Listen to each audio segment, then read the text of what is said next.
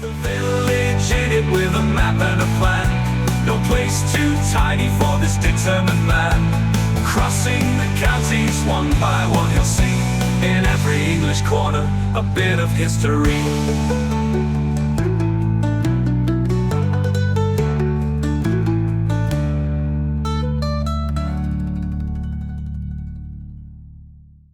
The South Kesteven series is sponsored by Gainsborough Cycles 01427 617 752. For all your cycling needs, this is your one-stop shop located at 20 Ropery Road, Gainsborough, or online at gainsboroughcycles.com. There's a link in the description.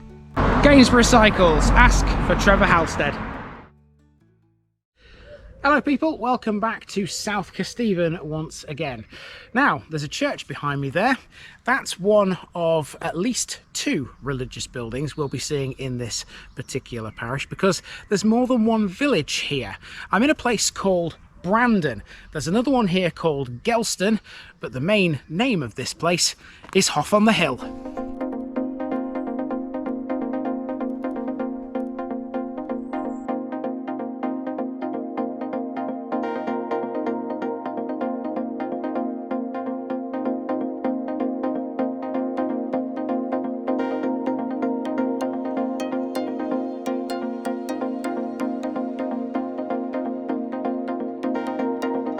Hough on the Hill, enclosure on a hill. For your Wednesday episode this week, I've got a 3 for the price of 1 job for you.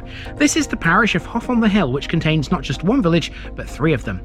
They are Hough on the Hill, Brandon and Gelston. The main village sits close to a significant rise in the Lincolnshire landscape called Loveden Hill, which gives its name to the electoral ward in these parts.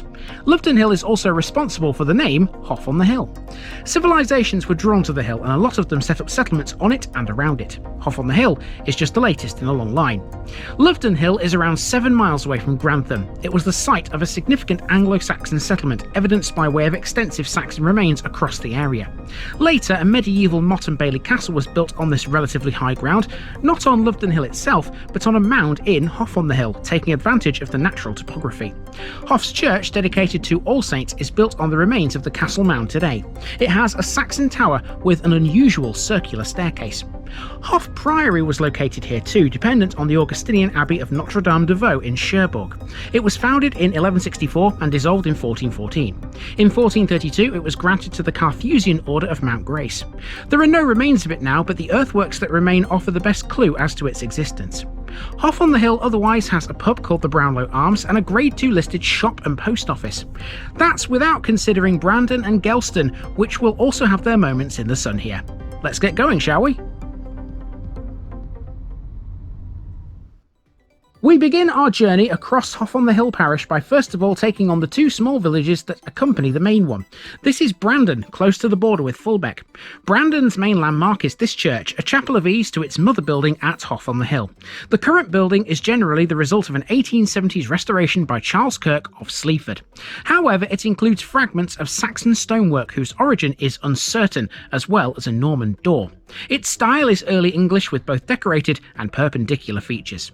The Norman features tell us that this originated in the Norman era, built by the local lords for their own benefit and prestige.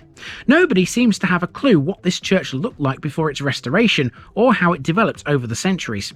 In essence, it's a single-celled chapel with no sign that there was ever any separation into a nave and a chancel. There is a windowless north aisle that's so shallow it's functionally useless. Looking at the structure of the building, it would seem perhaps that the north aisle roof would have once been higher than it is today. It might also have been wider and therefore more usable.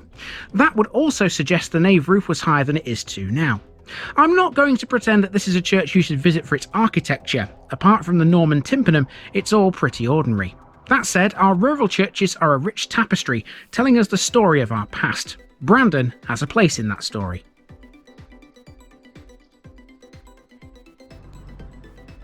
This is otherwise a small village just west of the River Brant, from which the place gets its name. It means hill by the River Brant.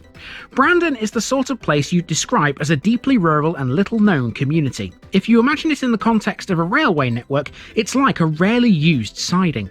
Weirdly, that is of course what attracts its residents. It's so far away from major civilization that it's a tranquil place to retreat to after the hurly-burly of the modern working day. Aside from the church, the only other notable building here is Brandon Old Hall, built in the 16th century. It's built of both dark and light gold bands of ironstone with some narrow bands of blue lias. The garden is walled in the same unique style. Brandon has several medieval earthworks which identify a toft. Hollow ways and other earthwork boundaries have been identified around the village too. In the Domesday Book, Brandon was called Brandune, but there was no mention of a church back then. Various high-profile names were mentioned in the account, the most important being Gilbert de Ghent, who we already know a little bit about. There's plenty of archaeological evidence that the area around Brandon, Gelston and Hough has been settled for a very long time. Now, to get between Brandon and our next location, Gelston, we have to leave the parish boundaries for a little while. There is a track that links the two villages together, but it's not ideal for cars. In fact, trying to drive on it would be a little foolish in all honesty. It's rough and rugged. You can walk it though.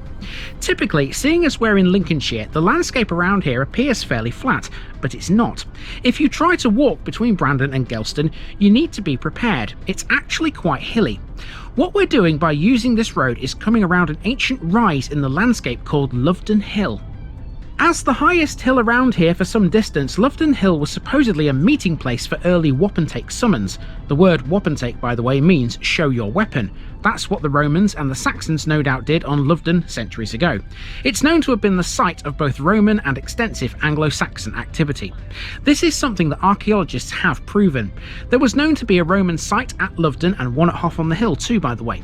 Loveden was definitely more of a Saxon location though. It was the site of a massive Anglo-Saxon cemetery which had a huge number of both burials and cremations. The Loveden Hill Cemetery is one of the largest Saxon burial places ever found in England. Initial excavations in the 1920s found some 45 urns. Between 1955 and 1963, another 500 were found, all containing Saxon cremations. They were possibly interred in or beneath barrows. The largest find on Loveden came in 1972 when 1,245 cremations and 32 burials were located on the hill, along with a huge array of grave goods like glass claw beakers, a Coptic bowl and pottery. It's fair to say that Loveden was a Saxon stronghold. It makes perfect sense though when we consider what we're about to find in Hough on the Hill. First though, we have Gelston to explore.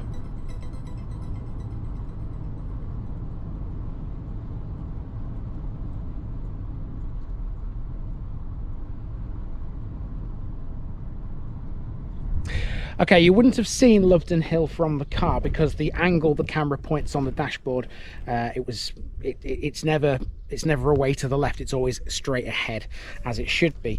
If you do drive that road though from Brandon to get to Gelston, if you look to your left hand side, you'll see the rise in the landscape, and that is the very historic Loveden Hill. Now we've made it to Gelston. Here we go, and I am currently stood in the old village pinfold, which is square.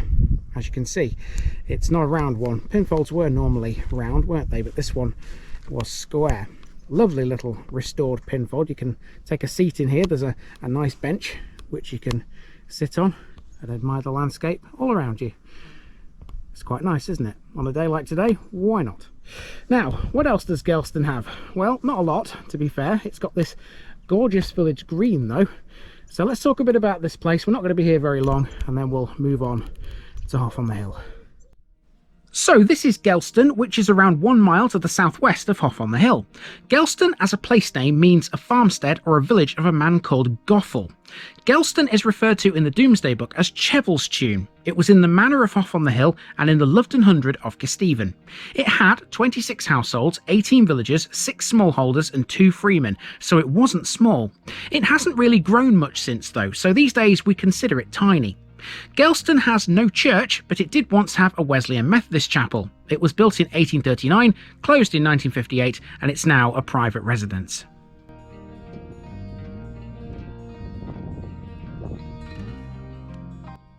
Gelston's main feature is a limestone cross on the village green, dating from the 15th century. It's Grade 2 listed and is a scheduled ancient monument. The village cross shows us a good example of a stepped base that once belonged to a medieval structure. It's believed to stand in or near its original position on the village green.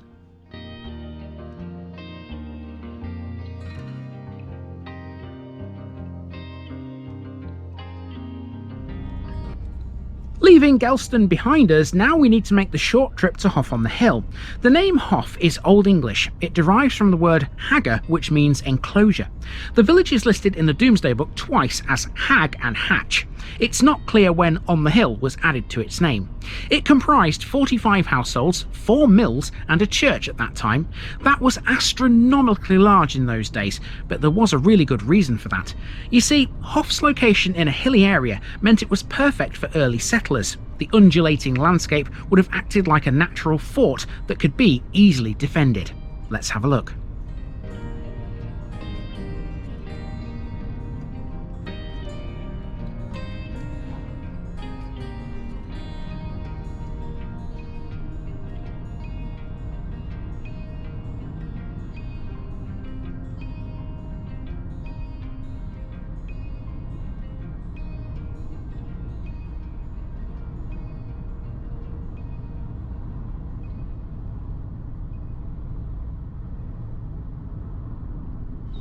Okay, we've made it to the very leafy Hough on the Hill. There are plenty of trees around here, affording some natural shade for me, which is a good thing.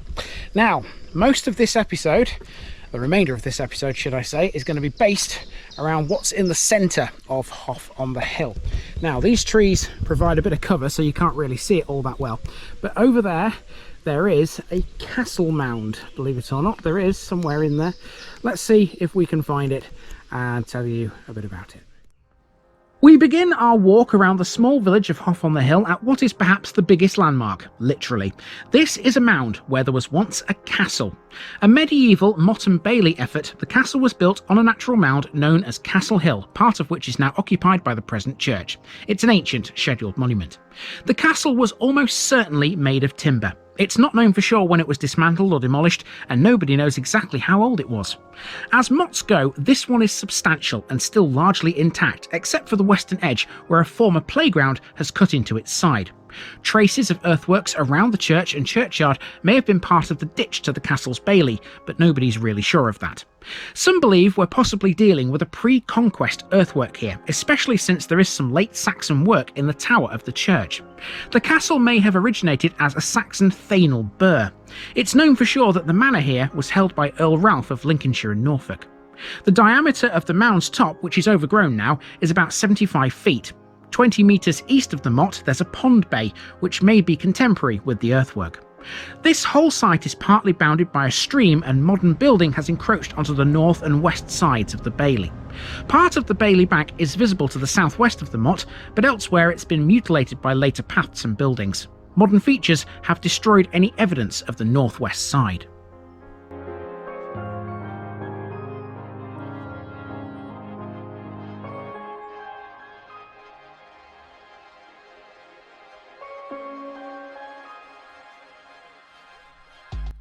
Close to the site of the castle is an old school and schoolhouse which were built in 1867. Although close to the castle mound, they're outside of the protected scheduled area. As far as education goes in Hough, the first known school in the village was built by Earl Brownlow in 1845. That was replaced by this school and the teachers' residence. Hough School was closed in the mid-1980s despite opposition from the locals. It was due to a declining attendance, and today local children attend school in Keythorpe instead.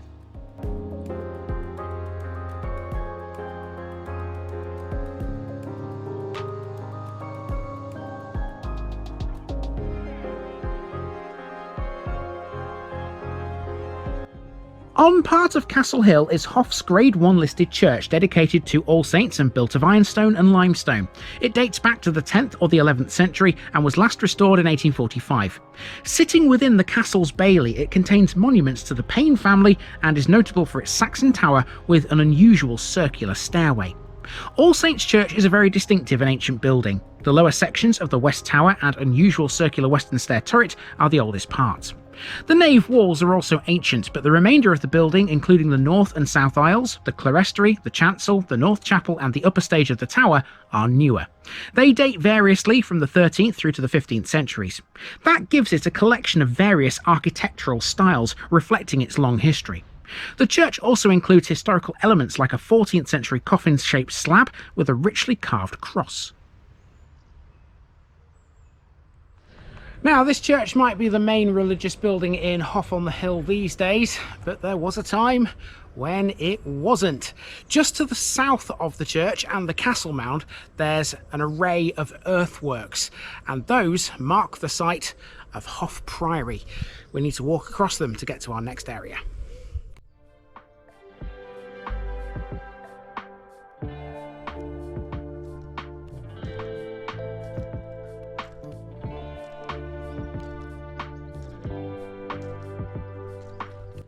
Next, we have to walk across a huge patch of earthworks as we cross the village from west to east. This is Hall Close, and it was the site of Hough Priory. Hough Priory, dependent on the Augustinian Abbey of Notre Dame de Vaux in Cherbourg, was founded in 1164 and dissolved in 1414. There are no remains of it today, aside from these earthworks, of course. It was fairly insignificant anyway, despite the size of Hall Close. The parent abbey itself, at its foundation, contained only an abbot and 4 canons, and the cell had no other endowment than the manor and the church of Hough. Hough was a cell for a prior and chaplain, but the latter was withdrawn in the early 14th century. After its suppression, it was granted to Mount Grace Priory at Osmotherley in North Yorkshire. It was already in a poor condition by that time anyway. An inquisition of the property was taken in 1349 when the Priory's mill was noted to be broken and useless. Nearly all of the surrounding trees had been cut down, and almost everything of value in the house had been sold to supply money to the exchequer. Most of the chantries founded in the Priory church had lapsed, as the prior could not serve them all by himself. The earthwork remains were surveyed in 1992, and there was some limited excavation. A fish pond, a house platform, and the remains of a wall were all identified by the survey. Between 1995 and 1998, the Grantham Archaeology Group conducted another. Several features, including a path, drains, a platform, a rubble wall, and a building, were recorded. None of those features could be accurately dated, nor was it clear whether they were associated with the Priory at all. Now we go north as we form a loop around the rest of the village, skirting the edge of the castle mound as we do. Hough on the Hill is effectively based around that castle mound. Therefore, this is what geographers would refer to as a ring village. Modern housing has been built around its edges and on lanes that lead away from the village in various directions. It's a picturesque, historic village known for its elevated position and panoramic views. It's located about 7 miles north of Grantham and sits on a rise overlooking both the Trent and Belvoir Vale. In terms of property, the village features attractive former estate houses associated with the Brownlow family of Belton House. It's not overbuilt either. It's characterised by its various open spaces and historic buildings which provide those sweeping views of the surrounding countryside. Hough is known for its peaceful atmosphere and beautiful rural landscapes. It's a popular spot for dog-friendly walks and is considered a lovely place to live by many. There continues to this day to be a lot of archaeological work going on in the village thanks to its historic sites. It's abundantly very clear that Hough village has been inhabited for a very long time, and long may that continue.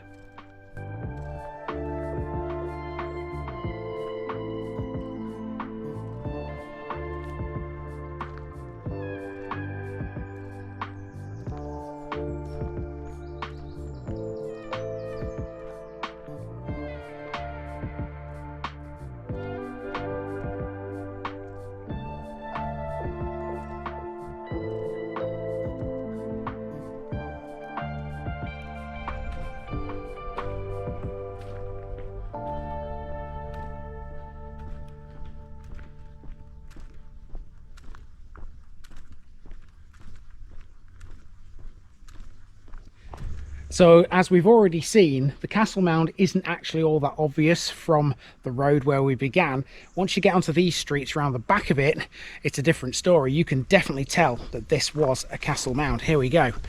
Because in front of us here, there's a big dip, and of course that is the moat.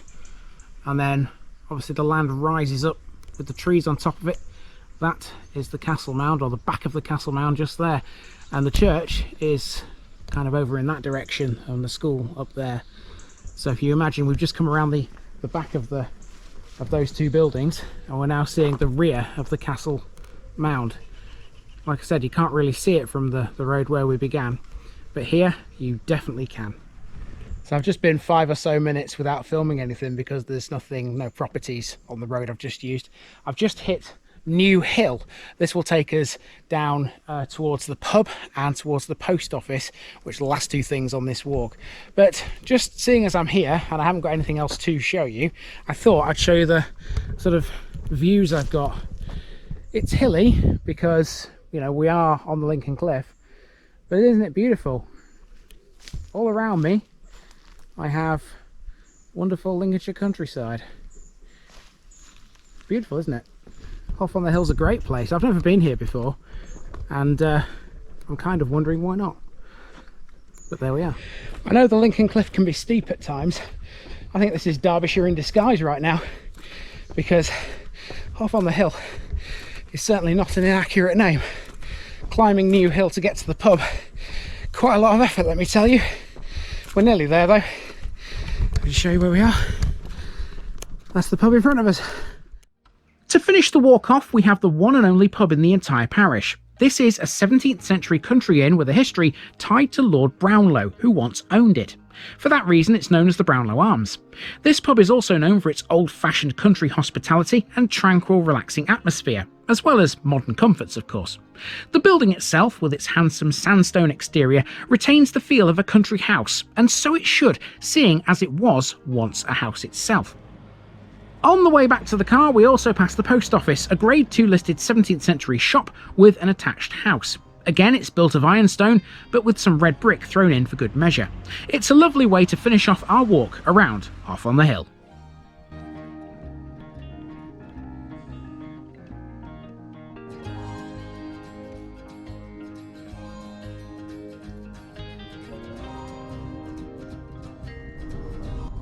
And we have completed another parish in South Kesteven, with Hough on the Hill officially behind us. We have 2 more to cover this week, and tomorrow we hit a really small one. Around here there are plenty of large villages with even larger histories. The same can't be said of the next one really, but it's still got a bit for us to enjoy. See you there.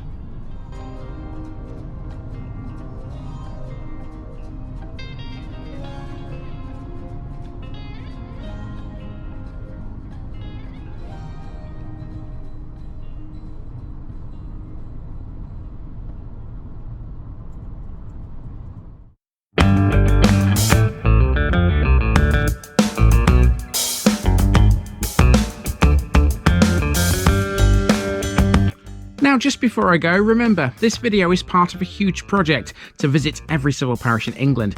That's more than 10,000. These routes are pre-planned, and due to time constraints, I can't cover every detail or walk down every street. Please don't complain if this video missed something out.